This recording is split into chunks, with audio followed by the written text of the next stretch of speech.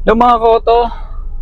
So again, it's another Friday morning here in Cavite and meron tayong i-installan ngayon ng Smart Gate Lock.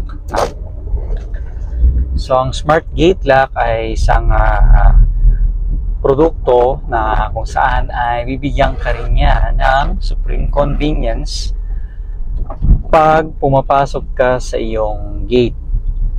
And it is a smart way of living dahil pagpapasok ka sa iyong gate, unlike conventional or traditional locks na manual mo pang sinususian ang kandado or ang key lock. So, pag meron kang smart gate lock is mabubuksan mo to through fingerprint or RFID card. No, tatap mo lang siya. So, bukod sa mataas ang kanyang security level, ay mabilis ka pang makakapasok sa iyong property or bahay. And ang isa pang feature niya is pwede mong i-open gamit ang iyong mobile phone.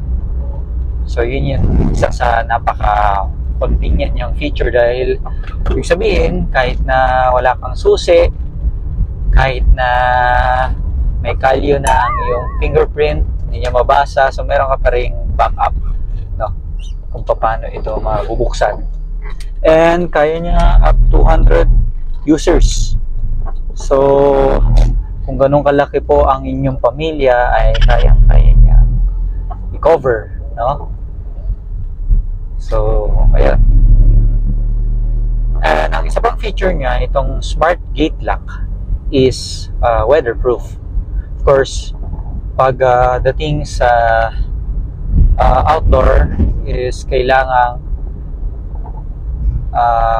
kaya niyang i-withstand yung different weather conditions. Dito naman sa Philippines is tropical naman ang ating climate. So wala naman tayo winter dito, pero ang marami tayo is mga typhoon, mga bagyo, no? So kaya niyang i-withstand yon. And yung IP level nito is nasa 66, so mataas yung kanyang dust protection as well as yung water protection, so water resistive siya. And by the way, yung IP stands for ingress protection, no? So yun yung level na dun naka-base ang isang material kung gaano siya ka-resistant through dust or water, no? So yung material is sinasubject siya into a pressurized water, tapos yung sa dust naman lalagay siya sa isang vacuum chamber, tapos bubugahan ng alikabok, bubuksan yung material, titignan kung meron nag-penetrate sa loob na liquid or dust. So yun yung ibig sabihin ng IP level. So makikita nyo yan sa different types of items. So kahit sa mga smart cameras meron yan.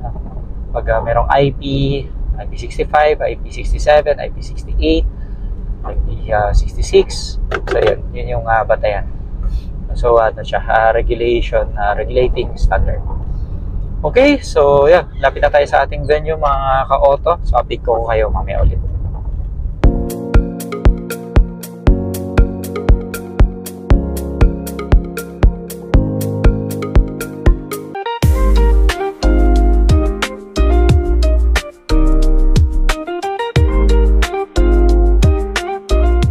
Hello mga ka-autos, andito na tayo sa site ng ating project for Smart Gate Lock. So yun, kasalukuyang tinatanggal na ng ating mga boys yung lumang gate lock, no? So yan, papakita ko sa inyo.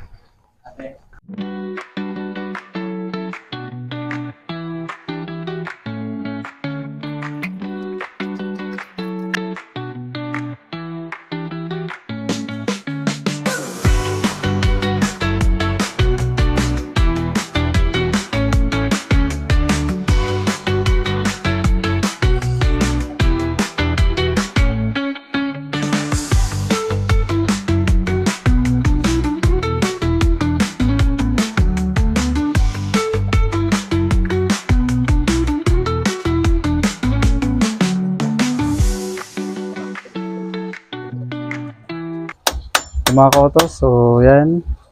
Salukuyang tinitik-tik ang counterpart ng ating smart lock.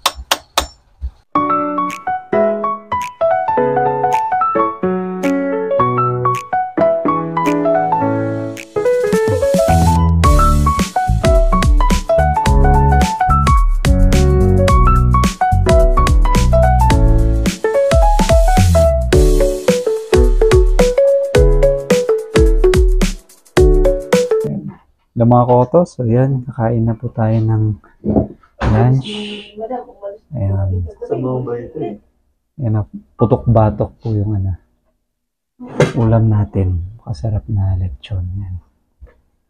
So, okay ka lang. mabait nung ating owners, no? So, merong libreng lunch. Okay, so kain muna tayo. Ciao!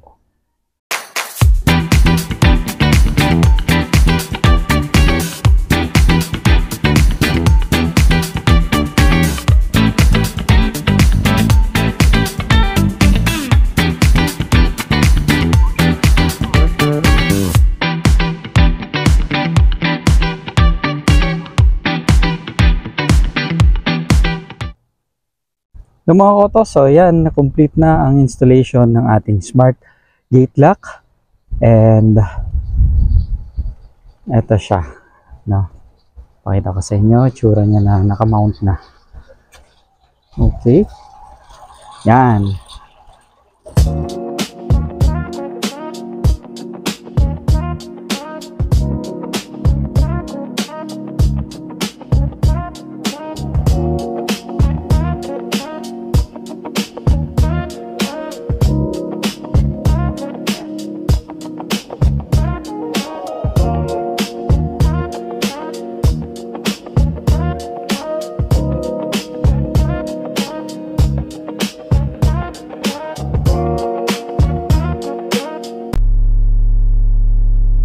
So yun mga ka-auto, tapos na ang ating installation ng smart gate lock dito sa may Jan Trias, and so far okay naman, and successful and happy tayo, and happy rin si client, no?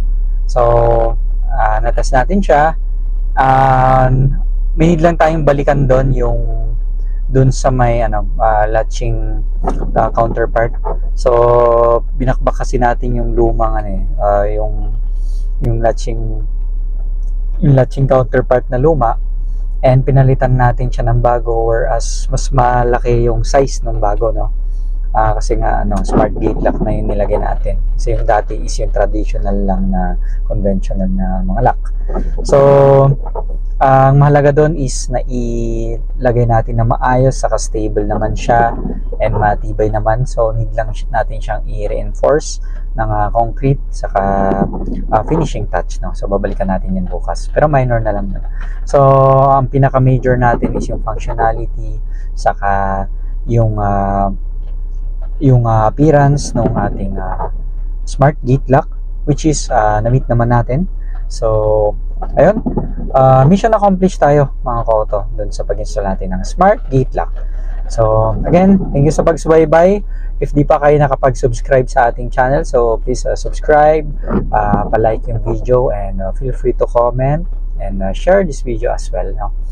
And hopefully makapag-inspire din siya dun sa mga iba pa natin mga ka-auto, mga mahilig sa technology, sa smart life, automation, and everything. So again, this is RK from Home Automated PH. So see you again soon. Bye for now.